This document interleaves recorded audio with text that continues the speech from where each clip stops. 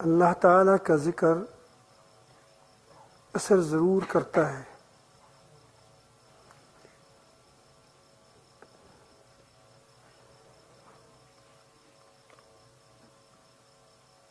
لیکن اس کے اثرات اور نتائج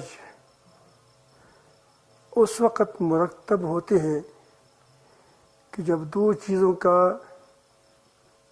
اہتمام کیا جائے۔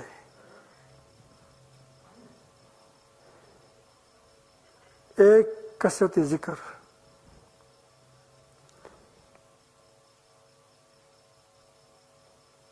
اگر آدمی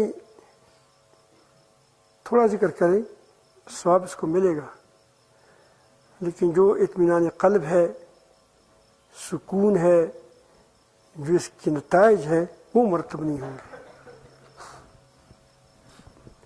اس کی مثال آپ یوں سمجھیں کہ اگر 10 من یا 4 من دیگ ہے، 4 من، 10 من، 5 من بڑا دیگ ہے، اس کو آپ نے اس کو پانی سے بھر دیا اور اس کے نیچے موم بتی آپ نے لگا دی۔ موم بتی آگ ہے، گرمی کرتا ہے اور انگلی کو جلاتا بھی ہے، لیکن دیگ کو نہیں گرم کرے گا، دیگ پر اس کا نتائج مرتب نہیں ہوں گے۔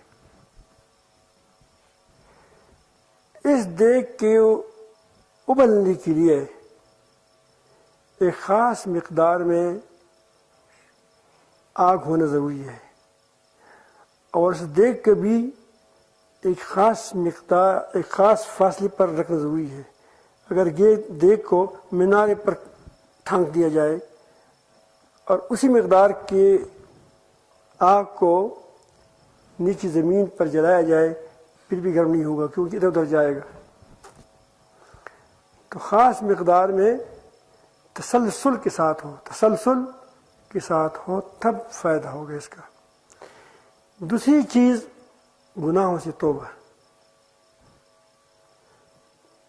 ثواب ذکر کا بہرحال ملتا ہے، آپ اللہ کہیں گے ثواب آپ کو ملے گا، گناہ کا آپ کو گناہ لکھ دیا جائے گا، لیکن جو تمہاری زندگی پر جو اثرات ہے، جو تمہارے دل کو سکون پہنچائے، ٹھنڈک پہنچائے، اس کے لیے، اور جو آپ کو یہ بہت زیادہ مفید ثابت ہو جائے آخرت کے لحاظ سے، تو اس کے لیے توبہ ایسی بھی انسان ضروری ہے کہ توبہ کرے، گناہوں سے توبہ کرے۔ اگر آپ نے تو گناہوں سے توبہ نہیں کرتے، ذکر کرتے ہیں، تو ذکر کا ثواب کے ہوتے ہوئے وہ تمہارا جو ذکر ہے وہ دل کی گناہوں کی زنگ کی وجہ سے اس کی ٹھنڈک جو ہے وہ رک جائے گی، وہ اس کی کرن نہیں پہنچ جائے گا۔ اس کی ایک مثال میں آپ کے سامنے رکھتا ہوں۔ ایک بار ہم قصور جا رہے تھے، وہاں اجتماع تھا،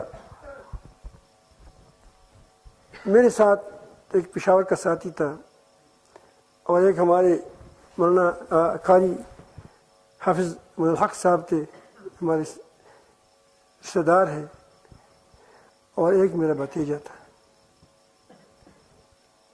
گاڑی راستے میں رک گئی، جا نہیں رہی تھی۔ ہم نے بڑے دھکے شکے لگائے اور انجن کو ادھر ادھر کیا، لیکن وہ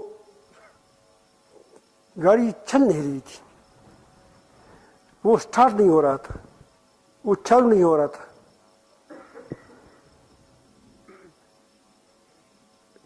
تھوڑی دیر کے بعد، آدھا گھنٹہ یا پاؤ کے بعد، ہم میں سے ایک آدمی کو سوچ آیا، خیال آیا، فکر ہوئی اس نے کہا کہ معلوم ہوتا ہے کہ بیٹری کرنٹ کو پاس نہیں کرتا، جس سے چالو ہو جائے گاڑی، چالو ہو جائے، اس کو کرنٹ نہیں ملتا۔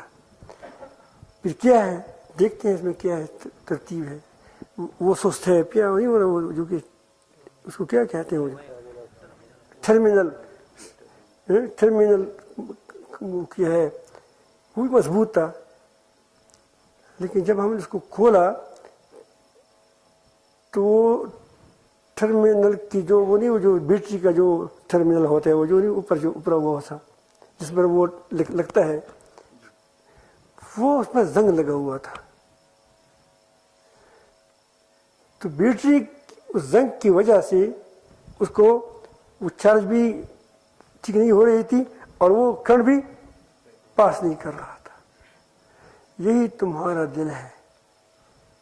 تمہارا دل جب گناہوں کی زنگ سے، دنیا کی محبت سے زنگ آلود ہوگا تو اس میں اطمینان کا کرنٹ نہیں جائے گا، اور اس کے دل سے وہ اعمال کی طرف، وہ اعمال پر آپ کو نہیں ڈالے گا. وہ اس میں کتنا کرنٹ پیدا ہو جائے کہ آپ ہاتھ پاؤں آپ کے نیک اعمال پہ آ جائے. تو دو چیزوں کا اہتمام کریں. کثرت ذکر، اس لیے اللہ تعالیٰ جل جلالہ نے قرآن مجید میں صرف ذکر کا حکم نہیں فرمایا، بلکہ جگہ جگہ کثرت ذکر کا حکم دیا ہے. یا ایھا الذین آمنوا اذا لقیتم فئۃ فاثبتوا واذکروا اللہ کثیرا لعلکم تفلحون. اے ایمان والو، جب تم کسی فوج کے ساتھ تمہاری مدبیر ہو جائے، دشمن کے ساتھ مقابلہ ہو جائے، تو ثابت قدم رہو، بھاگو مت. واذکروا اللہ کثیرا، اللہ تعالیٰ کو کثرت سے یاد کرو. لعلکم تفلحون، تاکہ تم کامیاب ہو جائے. اذا قضیت الصلاۃ فانتشروا فی الارض واذکروا اللہ کثیرا. آپ دیکھیں جگہ جگہ آپ کو یہ کثیر کا لفظ آئے گا کہ ذکر کو زیادہ کریں. تو زیادہ ذکر سے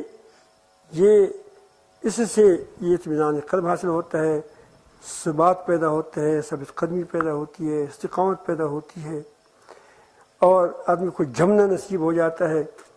اور پھر اس جمنے کے ساتھ اللہ تعالیٰ کی معیت آپ کو حاصل ہوگی. ان اللہ مع الصابرین ان الذین قالوا ربنا اللہ ثم استقاموا تنزل علیہم الملائکہ. پھر آپ کو یہ چیزیں ہوئی. اللہ تعالیٰ ہم سب کو کثرت ذکر کی توفیق بھی عطا فرمائیں اور گناہوں سے بچنے کی توفیق بھی.